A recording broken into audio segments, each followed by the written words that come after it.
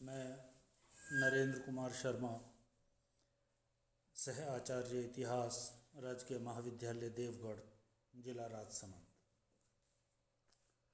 आज हम BA part first के इतिहास विषय के द्वितीय प्रश्न पत्र के एक महत्वपूर्ण विषय अलाउद्दीन खिलजी और उसके द्वारा किए गए सुधार या अलाउद्दीन खिलजी के सुधारों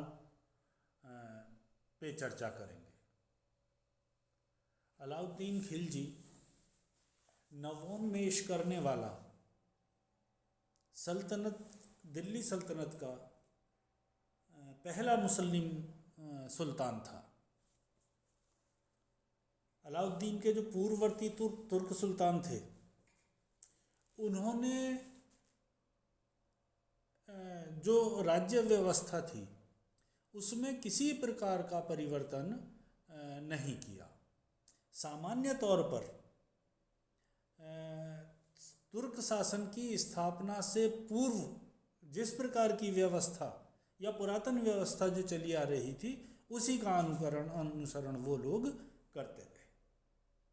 लेकिन अलाउद्दीन खिलजी ने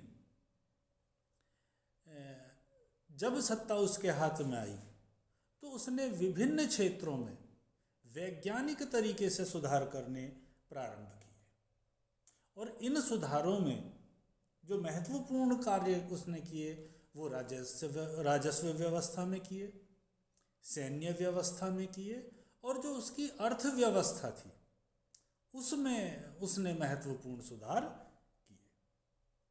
जहाँ तक राजस्व व्यवस्था की बात है, अलाउद्दीन खिलजी ने इसे नए सिरे से गठित करने का प्रयास किया।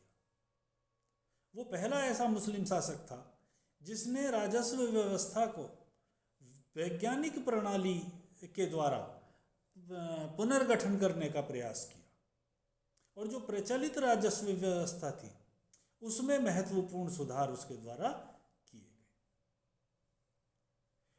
अलाउद्दीन खिलजी ने राजस्व व्यवस्था में जो सुधार किए थे उसके पीछे मुख्य उद्देश्य था राज्य की आय में अधिक से अधिक वृद्धि करना और वो इसमें काफ़ी हद तक सफल किया। उसने सबसे पहला सुधार तो ये किया कि सारी जो लैंड ग्रांट्स थी उन्हें रद्द कर दिया। जो पहले के सुल्तान करते आ रहे थे कि धार्मिक व्यक्तियों को, अमीरों को, विद्वानों को जो लैंड ग्रांट्स दी जाती थी वो वापस ले ली गई और एक भूमि बैंक बनाया उन्होंने, लैंड बैंक की स्थापना की जो सरकारी भूमि होती थी और उस सरकारी भूमि में इस सारी भूमि को मिला लिया गया। राजस्व व्यवस्था में दूसरा जो सुधार था वो जमींदार, चौधरियों, इनके विशेषाधिकारों को समाप्त करना था। ये बहुत सारी सुविधाओं का उपयोग किया करते थे, राजकीय सुविधाओं का उपयोग किया करते थे और अलाउद्दीन खिलजी ने इन विशेषाधिकार संपन्न लोगों के विशेषाधिकारों को समाप्त कर दिया। राजस्व व्यवस्था में तीसरा जो सुधार किया वो सबसे महत्वपूर्ण था। जो भू राजस्व था वो भूमि की पैमाइश के आधार पर निर्धारित करना प्रारंभ किया। अलाउद्दीन ने भू राजस्व के निर्धारण के लिए जो कृषि योग्य भूमि थी उसकी पैमाइश कराई, उसकी नापजोख कराई और उसी के आधार पर भू राजस्व को निर्धारित किया गया। और इस कार्य को करने के लिए उसने एक कुशल राजस्व मंत्री शरफ कायनी के द्वारा अनेक वर्षों की मेहनत के बाद संपन्न कराया। जहाँ तक भू राजस्व की दर का सवाल है, अलाउद्दीन ने प्रति बिस्वा कुल उपज का 50% भूमि कर निर्धारित किया। इससे पूर्व जो उपज का 1/3 हिस्सा, 1/3 हिस्सा कर के रूप में लिया जाता था और जो आधा कर दिया। और भू राजस्व के अलावा कृषकों से करही और चराई नामक कर भी वसूल किए जाते थे। चराई मवेशियों के चारागाहों में चरने पर लिया जाने वाला कर था। और इसी प्रकार जो करही है, ये कर सभी को देने पड़ते थे, चाहे वो मुकद्दम हो, चाहे वो गांव का मुखिया हो, चाहे वो जमींदार हो, वो सभी को देने पड़ते थे। और इसके अलावा हिंदुओं से जजिया नामक कर भी वसूला जाता था। और इसी तरीके से मुस्लिम वर्ग से जकात नामक कर लिया जाता था। ये जो कर था, ये जकात 1/40वां हिस्सा था, आय का 1/40वां हिस्सा, लगभग 2%। तो और इसी तरीके से उसने राजस्व व्यवस्था में एक नए विभाग की भी स्थापना की, जिसे दीवाने मुस्तखराज कहा जाता था।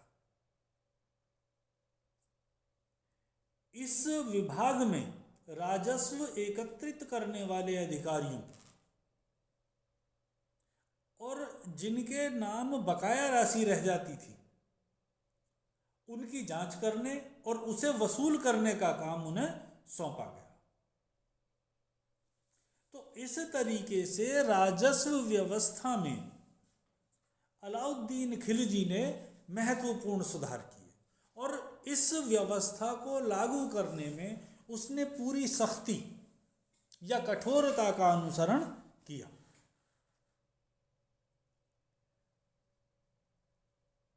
हालांकि ये व्यवस्था भी दोष रहित नहीं थी, इससे किसानों पर आर्थिक भार बहुत बढ़ गया था।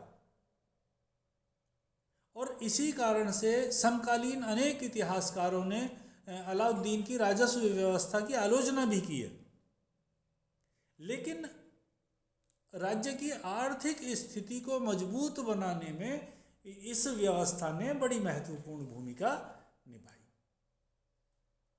अब हम बात करते हैं अलाउद्दीन के सैन्य सुधारों की।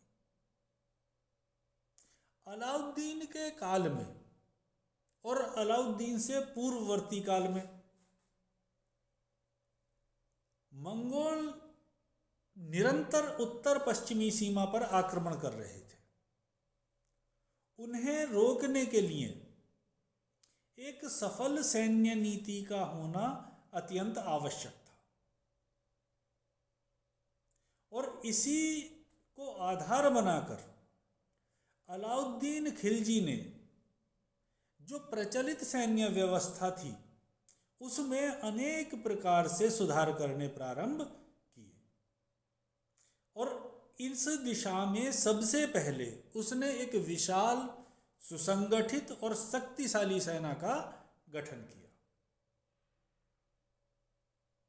अलाउद्दीन खिलजी पहला ऐसा सुल्तान था जिसने सेना में सीधी भर्ती प्रक्रिया प्रारंभ की। और ये सीधी भर्ती जो प्रक्रिया थी, ये दीवाने आरिज जो सैनिक विभाग था, ये काम उन्हें सौंपा गया। और कठोर परीक्षा के उपरांत या कड़ी जांच पड़ताल के बाद कुशल और अनुभवी व्यक्तियों को सैनिक के रूप में भर्ती किया जाने लगा। और एक बात इन्होंने ये की कि जो सैनिक थे उन्हें नकद वेतन देने की व्यवस्था शुरू की। केंद्रीय खजाने से सैनिकों को नकद वेतन दिया जाने लगा। दूसरा जो महत्वपूर्ण सुधार था, वो विशाल स्थायी सेना का गठन। फरिश्ता के अनुसार उसने एक बड़ी सेना, 4,75,000 घुड़सवार, इतनी विशाल सेना जो संभवतया मध्यकाल के किसी भी अन्य शासक के द्वारा नहीं रखी गई थी, या इस प्रकार इतनी बड़ी सेना का कोई दूसरा उदाहरण हमें नहीं मिलता। तीसरा, जो घोड़े थे उन्हें दागने की व्यवस्था भी शुरू की। इससे क्या हुआ कि जो सेना का जो भ्रष्टाचार था, उस भ्रष्टाचार पर काफ़ी अंकुश लग गया। सैनिकों का हुलिया भी लिखा जाने लगा। तो ये जो प्रथा थी घोड़े को दागने की और सैनिकों के हुलिया लिखने की, इसने ये मतलब एक ऐसा महत्वपूर्ण सुधार था जिसने सेना में होने वाले बड़े भ्रष्टाचार को रोक दिया। फिर एक अन्य जो महत्वपूर्ण काम किया वो था सैनिकों के वेतन का निर्धारण। तो अलाउद्दीन एक वेतन मतलब एक सैनिक को 234 टका और 2 अस्पा, मतलब एक अस्पा जो सिपाही होता था जिसके पास एक घोड़ा होता था, और जो 2 अस्पा होता था उसे 78 टका, और मर्तब से 2 घोड़े और आवश्यक सामान ये रखने की अपेक्षा की जाती थी।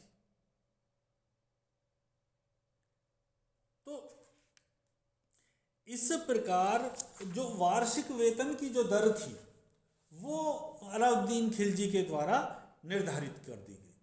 सैनिकों का वेतन फिक्स कर दिया गया। एक क्या है कि दीवाने आरिज जो विभाग था, सैन्य विभाग था, वो किसी भी अभियान पे जाते समय सेना की कठोरता के साथ जांच करता था, और ये जांच बहुत सूक्ष्मता के साथ की जाती थी, बारीकी के साथ की जाती थी। और अमीर खुसरो ने तो एक बार लिखा था कि जो वारंगल अभियान के लिए अलाउद्दीन की सेना जा रही थी उसके जांच में मतलब इतनी सूक्ष्म जांच होती थी कि वारंगल अभियान के लिए भेजने वाली सेना की जांच में 14 दिन लग गए थे। तो आप इस बात से अंदाजा लगा सकते हो कि जो जांच व्यवस्था थी वो कितनी कठोर और सूक्ष्म स्तर पे होती थी।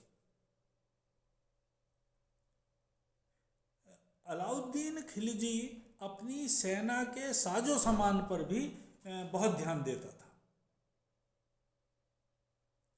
जो सेना के घोड़े थे वो इस्पात से बने कवच पहनते थे। जो सैनिक थे वो कवच और हेलमेट, सिरस्त्राण का उपयोग करते थे। सैनिकों के पास तलवार, भाले, धनुष, बाण, कटार, कुल्हाड़े इस प्रकार के साजो सामान होते थे, और इसके अलावा और भी यंत्र इस्तेमाल किए जाते थे। इस प्रकार सैन्य सुधार के द्वारा अलाउद्दीन एक महान शक्तिशाली सेना का नायक या राजा या सुल्तान सल्तनत काल का कहलाया। और इसी कारण से वो उसने मंगोल अभियान को, मंगोल आक्रमणों को रोकने में बड़ी भारी सफलता प्राप्त की, और अपने साम्राज्य के विस्तार में भी सफलता उसने प्राप्त की। तो यहाँ हम अब जो आर्थिक सुधार हैं उसके विषय में दूसरे लेक्चर में बात करेंगे। धन्यवाद।